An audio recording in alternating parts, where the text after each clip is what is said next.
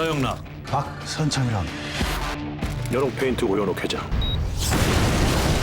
그러니까 범인은 이 선생이다.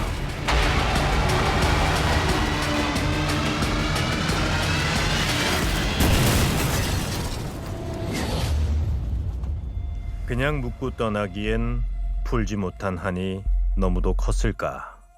지난 6월 6일 한 가문의 선산 무덤 옆에서 신원은 알 수 없는 유골 한 구가 돌연 세상 밖으로 나왔습니다. 근처에서 발견됐어요. 다리뼈는 이쪽에서 발견되고 머리뼈는 이쪽에서 발견되고. 비교적 매장 깊이가 깊지 않고 시신의 이제 매장 자세 자체가 부자연스러운 점들로 봤을 때 이제 타살 가능성이 높다고 판단을 했고 충치, 어금니는 다 썩었고요. 알은 마찬가지예요. 오히려 이 때문에도 더 못 먹었을 수도 있지만 못 먹어서 또 이가 이렇게 됐을 수도 있는 거죠. 음식을 씹어 먹을 수도 없을 정도로 엉망인 치아 상태. 대부분 이런 친구들은 가정 형편이 매우 어렵거나 아니면 보살펴줄 보호자가 없거나 정상적인 가정에서는 좀 보기 힘든 그런 경우고, 얼굴 뼈에 남은 흔적도 심상치 않았습니다. 오른쪽 코의 오른쪽에 있는 골절은 이렇게 안쪽 깊숙이 출혈이 났던 흔적으로 추정되는 부위가 좀 존재하고 있어서 얼굴 부위에 어떤 강력한 외력, 몽둥이라든지 둔한 물체로 맞았을 확률이 있기 때문에 법의학 전문가들은 심각한 폭행에 의한 사망 가능성을 제기했습니다.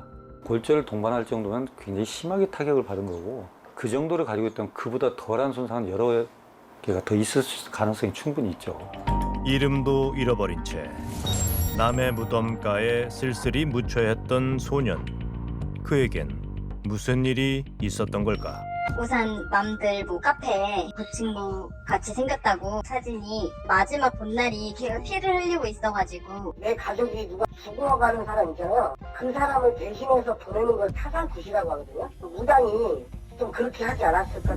그리고 백골 변사체가 발견된 지 50일가량 지난 뒤 경찰은 결정적 단서를 확인하게 됩니다. 4만 명의 수사 대상자를 발췌해서 직접 발로 뛰어서 대면도 하고 전화상으로도 확인하고 이제 나머지 4명이 이제 최종적으로 확인이 안 되니까 그래 SNS 계정들을 확인을 하는 거죠. 4만 명의 수사 대상자 중 소재가 불분명한 청소년들의 SNS를 일일이 뒤진 끝에 사진 하나를 찾아낸 겁니다. 매장 현장에서 발견된 반지하고 귀걸이가 있거든요. 변사자가 착용했을 것으로 추정되는 프로필 사진을 확인을 했고, 사진 속 소년이 착용한 건 바로 시신 근처에서 발견된 그 반지와 귀걸이였습니다. 그가 정말 백골로 돌아온 그 소년일까? 가출을 한 이후로 거의 이제 연락이 안 되고 있었던 상태입니다. 대상자의 아버지 DNA를 확보를 해서 국가수의 감정 의뢰한 결과 부자관계로 확인이 됐습니다. 죽은 소년은 올해 나이 17살의 송한별군으로 밝혀졌습니다. 그 나이라고 말을 안 해주면은 모를 정도로 거의 한 중학교 한 1, 2학년 그 정도라고 봐도 될 정도. 사실상 되게 마음이 약한 애였거든요. 그냥 툭 치면 부러질 것 같은. 유난히 작은 체구에 앳된 얼굴. 한별인 SNS 활동도 활발히 하던 아이였습니다. 그런 아이가 백골로 발견될 때까지 왜 아무도 몰랐을까? 어렵게 한별이의 고향 친구와 연락이 닿았습니다. 같은 중학교 친구고 가출하다가 만난 친구예요. 밥도 못 먹고 다니니까 제가 쉼터에 내려가서 거기서 같이 살자고 해서 같이 살았었어요. 집에서 나온 뒤 가출 청소년 쉼터에서 지냈다는 한별이. 그런데 지난해 갑자기 한별이가 사라졌다고 합니다. 얘가 사라지고 계속 찾아서 돌아다녔는데 안 보여가지고, 얘가 페이스북 친구가 좀 많아요. 연락 다 해봤는데 연락 싹 다 안 된다고. 그래서 제가 알겠다고 그렇게 하고 안심 포기했죠. 쉼터에서 한별이와 친형제처럼 지냈다는 정화는 한별이의 죽음에 대해 알고 있을까? 진짜 순하고 착한 애였어요. 만만해 보이는 게 있어가지고 무시하는 경향이 있었는데, 그때마다 이제 제가 실드를 쳤었거든요. 그래가지고 더 따랐었던 것 같아요. 지난해 7월 한별이보다 먼저 쉼터를 나간 정화는 한별이가 사라진 작년 9월 초까지도 꾸준히 한별이와 연락을 해왔다고 합니다. 그리고 여기 사건 발견 당시 발견됐다는 귀걸이, 저거 제가 준 거거든요. 본인이 끼던 걸 준 거예요, 그러면? 제가 준 거예요, 저게. 한별이의 신원을 찾는데 결정적 단서가 된 액세서리 중 귀고리가 바로 정하가 선물한 것이었습니다. 아는 동생한테 연락이 왔는데 숲에서 사진 보니까 누가 봐도 얘거든요. 그래서 그거 보고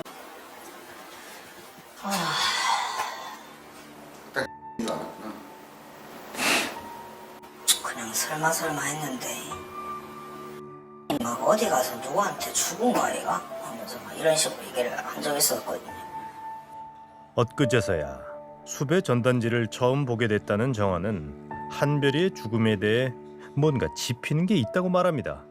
자기가 쫓기고 있다. 애들이 이제 자기를 잡으러 온다. 이제 저한테 도와달라고 한 3일에서 이틀에 한 번꼴로 계속 얘기를 하긴 했었어요. 어떻게 도와달라요? 그냥 좀 오면 좀 나가달라. 한별이가 사라지기 전 누군가에게 쫓기고 있다며 무척이나 불안해했다는 겁니다. 한별이를 공포에 떨게 했던 그들은 대체 누굴까? 무슨 이유로 한별이를 쫓고 있었을까? 한 번은 이제 좀 늦게 복귀를 한 적이 있는데 그 사람이 지키고 있어가지고 다른 데서 좀 시간을 보내다 왔다라는 얘기도 했었거든요. 그 사람이라고 하면 처음에 뭐 잔챙이고 뭐 이 선생이 뭘 했고 뭐 이렇게 얘기를 해서 처음에 제가 영화 찍냐 무슨 얘기냐 했더니 아 그게 아니고 하면서 이제 설명을 해주더라고요. 범죄 영화 속 등장인물인 이 선생과 장첸.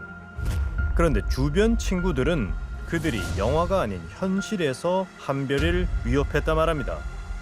국전에서 나온 영화처럼 이 선생은 모든 걸 뒤에서 지시했어. 이선빈이라는 사람이 잡으러 온다고 그렇게 했었고 저한테. 제가 자주 얘기해 주는데 이름이 장첸이라고. 장첸이라는 사람한테 쫓기고 있다고. 그리고 우리 한별이의 SNS에서 실제 그 흔적을 확인할 수 있었습니다. 한별이에게 연락하란 댓글을 남긴 또 다른 영화 속 인물. 그 프로필에 낯익은 세 글자 이 선생이 보입니다. 범죄 영화에서 나올 법한 섬뜩한 문구를 내건 그의 친구 목록에 한별이가 그토록 두려워했다는 장첸이 있습니다. 그리고 장첸과 그 친구들의 직장은 전부 이 선생으로 등록돼 있습니다. 그들은 대체 누구고 왜 한별이를 찾고 있었을까? 장첸은 뭐 워낙 유명했으니까 장기매매로 알 사람들은 알죠. 가출했을 때 연락이 오면 얘는 무조건 장기매매다. 장기 빼내가지고 풍노무라 그러죠. 풍노무 만드는 거죠. 수사가 급물살을 타게 된 건 이 선생 일당이 타고 다니던 차량 한 대가 확보되면서부터입니다. 9월 9일 날 교통사고가 났는데 차량이 현장에 이제 방치가 되다 보니까 차량 보관소에 거의 1년 가까이 이제 방치가 됐었죠. 뺑소니 사고 이후 1년가량 방치돼 있었다는 그 차 안에서 발견된 건 누군가의 핏자국. 검사를 해봤을 때 혈흔 반응이 일부 보였고 트렁크에서 피해자의 DNA가 확보가 된 거죠. 피의자들은 그 자신들의 범행에 대해서 인정을 하고 있습니다. 17살 한별이를 죽인 범인은 한별이가 그토록 두려워했다는 그 이름. 장첸과 서영락이 이끄는 이 선생이란 조직이었습니다. 그들이 한별이를 마지막으로 만난 건 지난해 9월 8일. 한별이가 백골 변사체로 발견된 장소 바로 앞 공장에서였습니다. 직선거리로 따지면 95m 정도 되는데 지도상으로는 뭐 이동할 수 있는 거리죠. 묻힌 장소가 있고 농로가 있고 약간의 밭이 있고 공장이니까. 한별이의 시신을 안매장한 곳과 고작 95m밖에 떨어지지 않은 곳입니다. 아저씨 보면 인적이 없잖아요. 어르신들 있고 이러니까 조용해요 이렇게. 마침 토요일이라 공장에 사람들도 없었던 그날, 이 선생 일당은 한별이를 건물 사이 좁은 공간으로 데려갔습니다. 그들 중 일부가 다른 사건으로 경찰에 검거됐습니다. 택배 같은 거 이용해가지고 수집해가지고 고속터미널에 온다. 도착하는 버스로부터 기다리세요. 수상한 택배 상자. 그 안에 들어있던 건 보이스피싱에 사용되는 대포 통장과 현금 카드였습니다. 잡았더니 보이스피싱 체크 전달 이런 거 하고 있다는 얘기를 하더라고요. 집 가출했고 오르동 사무실을 하나 그런 거예요. 아니 얘들 나와 사무실에서 뭘 하냐 이상하다는 생각이 들더라고. 보이스피싱에 악용되는 대포 통장을 공급하는 소위 오류동 팀. 그 주축이 되는 이들이 바로 한별이를 죽인 장첸과 서영락입니다. 장첸, 서영락 뭐 이런 놈들 하시고 가지고 이제 이상하게 생각을 했죠. 한부재검에서인가 금자를 찾는다는 게 마약 관련된 거 동선을 확인해가지고 그 오류동 사무실은 어떤 거였어요? 빌라에 하나 들어가지고 그것은 같이 숙식을 해요. 얘들이 여기서 같이 밥 먹고 사는 거예요. 20대 초반의 장첸과 서영락이 이끄는 이 조직은 숙식을 제공해준다는 미끼로 가출 청소년들을 유인해 보이스피싱, 마약 운반 등의 범죄에 동원해왔습니다. 얘네들은 성인이잖아요. 자기가 살고 있는 집에 재워달라 그러고 하니까 뭐 재워줬다라는 진술이죠. 한별이도 집을 나오고 한동안은 그 무리들과 함께 지냈던 겁니다. 이 말로는 처음엔 되게 잘해주는 형이었대. 너무 좋았대요. 먹을 거 준다고 하고 재워준다고 하고 얼마나 좋았겠어요. 근데 이제 점점 이제 내가 너를 아끼니까 뭘 같이 하자. 갈 곳 없는 청소년들을 재워주고 먹여준다던 마음씨 좋은 형들은 얼마 뒤 본색을 드러냈다고 합니다. 이 옷을 벗겨놓고 나체 사진을 찍었다거나 엎드리라 그러고 뭐 성기 사진이라든가 그런 걸 다 찍고 성희롱 하고 구타를 하고 동성 성추행을 당했다고 말을 했었어요 저한테요. 자기한테 와서 성기를 만지고 그렇게 했다고.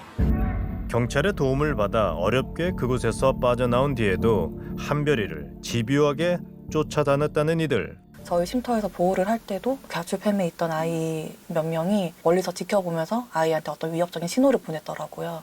아이가 조금 불안해하는 모습을 보여서 물어봤더니 사실은 그때 그 형이 저기 와 있었다. 대체 왜 그렇게까지 한별이에게 집착했을까? 그 무렵 한별이는 정화를 찾아와 이런 말을 했다고 합니다. 억울하다. 자기는 잘못한 게 아니다. 누명을 쓴 거다. 자기가 그냥 억울하게 총대를 매게 된 거다. 모든 게 억울하다는 한별이의 말이 혹시 그의 죽음과 관련이 있을까? 돈을 뭐 이번 달까지 50만 원, 뭐 100만 원 뭐 이렇게 갖고 오라고 했었고 돈 버는 방법은 내 알 바 아니고 일단 돈만 가져와라. 약간 이런 식이었던 것 같아요. 뜻하지 않게 범죄에 연루된 한별인 경찰에서 이들의 범죄 행각을 낱낱이 진술했다고 합니다. 구체적으로 말씀드리긴 좀 어렵지만은 다른 가출 청소년에 대한 범행이에요. 피해자가 2018년 6월경에 다른 사건으로 이제 경찰에 입건이 된 적이 있어요. 그때 당시에 경찰의 조사를 받으면서 공범이었던 지금 현재 피의자들이죠. 공범에 대한 구체적인 이제 진술을 하니까 그 뒤 쫓기게 된 한별이 그들을 피해 여러 쉼터를 전전하다 사망 일주일 전 한별이가 찾아간 곳은 친구에게 소개받은 아는 형 집이었습니다. 한별이와 일주일을 함께 지냈다는 철수 씨는 한별이가 사라지던 그날을 이렇게 기억합니다. 여자친구 만나러 간다고 그랬었거든요. 기억하는 게 여자친구랑 같이 놀다가 그 타투샵 가서 타투하고 여행을 했었거든요. 그때 그게 마지막으로 봤어요. 여자친구와 만나 타투를 하고 오겠다며 나간 뒤 연락이 끊겼다는 한별이. 갑자기 연락이 안 되더라고요. 그래서 난 무슨 일이냐 이랬다니까 계속 답이 없는 거예요. 바로 그날 한별인 이 선생 일당에게 끌려가 짧은 생을 마감했습니다. 무슨 일이 있었던 걸까요? 그날 한별이가 만났던 여학생 세미는 뭔가 알고 있지 않을까? 우린 수소문 끝에 어렵게 세미를 만날 수 있었습니다. 씨, 안녕하세요. 저는 그 서울 SBS에서 왔어. 이 문제로. 그날 무슨 일 있었는지만 좀 얘기해주면 안 될까? 잠시만요. 저 잠깐 뭐 일이 있어가지고. 잠시만요. 한별이가 사망한 날 무슨 일이 있었냐는 질문에 황급히 자리를 뜬 셈이 잠시 후 누군가와 통화를 하며 다시 우리 앞에 나타났습니다.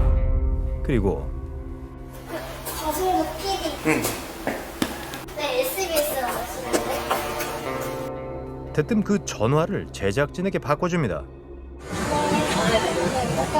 누구신데? 일단. 여보세요? 선생님 누구신지 한번 여쭤봐도 될까요? 변호사 사무실요? 수사관계 그 사건이고요. 예. 찾아가서 만날 수 있는 것 같습니다. 아직 수사 중인 사건에 대해 할 얘기가 없다며 대신 입장을 전한 이는 변호사 사무실 직원. 이건 씨가 선택해야 될 것 같아 내 생각에. 아니에요. 일단은 말 안 할게요. 말 안 할 거야? 네. 한별이의 중학교 친구였다는 세미가 친구의 죽음에 대해 이토록 입을 다무는 이유는 뭘까요? 얘가 사라지고 한 일주일인가 있다가 뜬금없이 갑자기 어떻게 했는지 아냐고. 그래서 잠수 탄 거 아니냐고. 모르겠다고 이렇게 얘기했는데 그 사실을 걔가 갑자기 얘기하더라고요. 자기가 돈 받고 대신 잡아줬다고. 장첸이랑 이 선생이 엄청 때렸대요. 기절시키고 걔가 그것까지 보고 나왔다고. 뒤이어 장첸이 세미에게 보냈다는 메시지를 그는 우연히 보게 됐다고 합니다. 걔들한테 연락 안 하냐고 물어보니까 헤매가 왔대요. 딱 보니까 죽였다고. 처음에 못 믿었죠 그걸. 이 피해자들 입장에서는 얘가 없어지면은 자기들이 처벌을 안 받을 수 있다 이렇게 생각을 해서 살해를 계획했다라는 진술입니다. 아 그럼 뭐 보복보다도 아예 그러면 자기들이 벌을 안 받기 위해서. 네, 좋습니다. 꼭 지켜달라고 했는데 그들이 오면 형이 좀 막아달라고 했는데 친동생 같던 한별이가 사망한 사실조차 몰랐다는 게 정아는 너무도 미안합니다. 나랑 비슷한 약간 동지감을 좀 느꼈었죠. 저는 이제 집안에서 버린 자식이었기 때문에 쫓겨난 거거든요. 정아가 쉼터를 나간 뒤에도 형을 잊지 못해 매일 문자를 보냈을 만큼 한별인 정이 많은 아이였습니다. 혼자서 아무도 없는 데서 묻혀가지고 쓸쓸하게 있다가 언니가 벌레를 그렇게 싫어했는데 그 싫어하던 벌레한테 뜯겼을 거고 살이 점점 썩어갔을 텐데 그렇게 혼자서 쓸쓸하게 간 거 생각하면